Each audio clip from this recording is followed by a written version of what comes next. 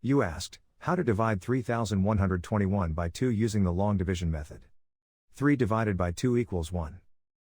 1 times 2 equals 2. 3 minus 2 equals 1. Bring down 1, making 11. 11 divided by 2 equals 5. 5 times 2 equals 10. 11 minus 10 equals 1. Bring down 2, making 12. 12 divided by 2 equals 6. 6 times 2 equals 12. 12 minus 12 equals 0. Bring down 1, making 1. 1 divided by 2 equals 0. 0 times 2 equals 0. 1 minus 0 equals 1. The remainder is 1. The final result is 1560 remainder 1.